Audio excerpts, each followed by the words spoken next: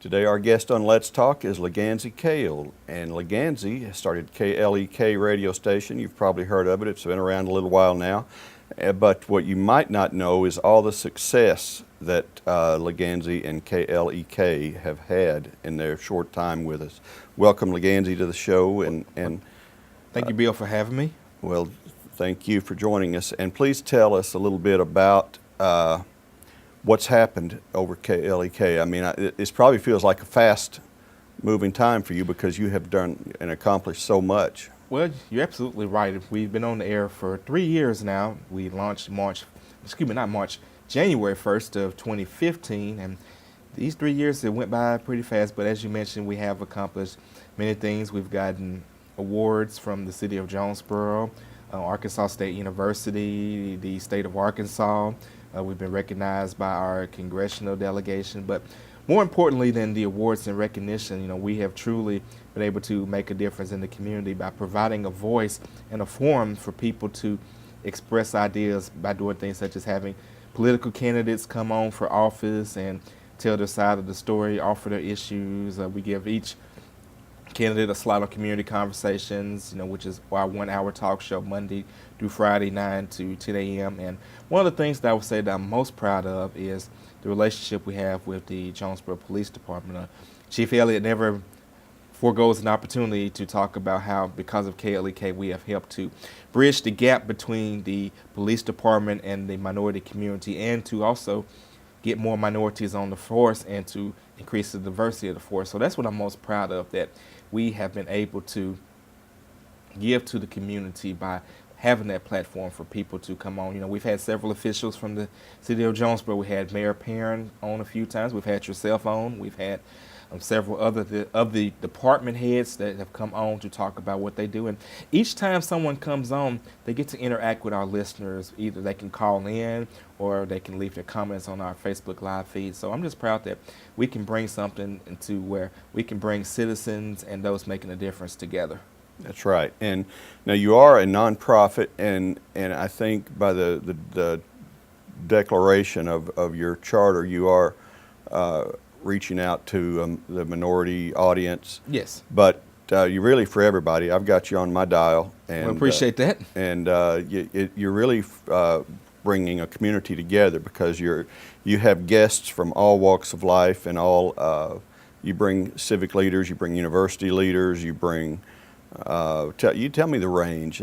Well, I like how you say we bring people together, and even though the name of our nonprofit is the Voice of Arkansas Minority Advocacy Council, but we bring people together through a variety of means. The first is the music. I mean, our typical music, the format is actually called Urban Adult Contemporary, and that simply means R&B, soul music. We do blues, we do gospel. We actually just started our All Gospel Wednesday this past January, which has been a big hit. We also do jazz, blues, classic hip hop, and these are formats that not just only African Americans enjoy, but people of all races enjoy. So that's the first way we bring people together, just by music in which everyone can enjoy. And then, like you said, by bringing the community leaders in from the university, from the city, from the nonprofit sector, from the faith-based sector, all aspects of the community, by bringing them together, combined with the music, it helps us to, as our motto says, to educate, entertain, and empower. That's a perfect motto.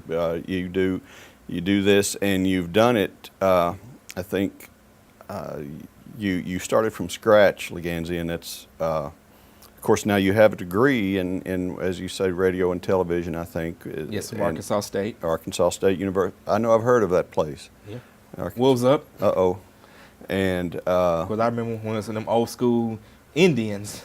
You were Indian. Yeah, I actually graduated in Indian, but I still support, Red Wolves, Indian, Arkansas State will always be my alma mater. It's always the same. My high school went away, Camden High Panthers, and now people call it Camden Fairview. That's an abomination, but that's okay. We live the way we live. Tell me what you have, what you desired when you started out, and if it's come along the way you anticipated, what roadblocks you've encountered and how you overcame them, or has it been a piece of cake, LaGanzie? Well, no, it has been a piece of cake. Basically, when we started, basically we were trying to sell an idea. You know, it's one thing if like you go out and you ask people to support, to give money or to help out when you can actually see the product or see a prototype or something. But you know, we were out there telling people we want to bring a radio station. A radio station wasn't on the air. You couldn't tune in. You couldn't hear it. We didn't have the equipment, and you know that wasn't easy because you know some people are apprehensive. You know, wondering, well, is it really going to make it? Are they really going to be able to pull it off? So some people, you know, were a bit hesitant, but you know, we didn't give up. We just kept going, and along the way, we met people who did believe in what we did and did support it. And it took some time, but we got it going. Of course, now that's just one thing. Now, the biggest challenge going forward is to keep it going, because I think one thing that people don't understand about the nonprofit sector and about stations like ours who are non-commercial educational radio stations, it still requires funding to operate. There's a saying that goes, nonprofit doesn't mean no money. All nonprofit means is that, you know, if we get a little more money than usual, then we have to reinvest it back into the operation, or you know, use it for some kind of program to help the community. It doesn't go into the board of directors' pockets or anything like that. But just like any other organization, you know, there's still rent, utilities, other bills, licensing fees, all that has, you know, to still be paid. So we still have to come up with that. And being a non-commercial station, unlike the other stations around town, you know, we can't sell commercial advertising. What we can offer is underwriting announcements. And underwriting announcements are, I think in the industry we call like business card announcements, where basically we mention the name of the business, where they're located, maybe offer a phone number, a website, and maybe a couple products and services offered. So it's very limited. You know, we can't do gimmicks. You know, like we've got this big sale, or we're doing this, we're doing that. So you know, we don't have that flexibility like the other stations. So we, you know, have to depend on people who are willing to underwrite, to sponsor, and we also are very dependent on individuals who believe in what we do, that like what they do, they like the music, they like how we serve the community, to donate. And of course, with us being nonprofit, all donations are tax deductible. And we also need volunteers. I mean, we need people, you know, just like we need financial capital, we need human capital in order to keep this thing going, because, you know, it's not just simply getting up and playing music. You know, there's a lot of stuff behind the scenes. Just like any other company or any other job, you know, before you hear what you hear on your ears, you know, a lot had to go into making it happen. I think sometimes that's something that people don't understand. So, you know, we just are looking for people who can, you know, either help with their time, their talent, or their treasure. And you've got a drive coming up, or you're in the middle of a drive actually right now. Mm-hmm. Our first ever pledge drive, March 15th through the 18th, and we're doing something a little different. We're actually doing it live on Facebook as well as on air, and of course on our app, which you can download the KLEK app or download the TuneIn app. And we've got various, I call them celebrity endorsers, but it's not really celebrities like that, but it's just local people who know what we're doing, that are telling the story of KLEK in their own words, how KLEK has helped the community and why they support KLEK and why you should support as well. And what we're hoping to get out of this pledge drive is we want to do more. We've done a lot for the community, but we want to do more. We want to be more visible in the community. We want to upgrade the studio, and we've even been able to do a couple upgrades already thanks to some generous donations that we've gotten. We've gotten, you know, new carpet in the studio. We've gotten the studio repainted. We've got some software upgrades thanks to donations. So we're looking to do more. One of our biggest projects is we want to double the height of our tower.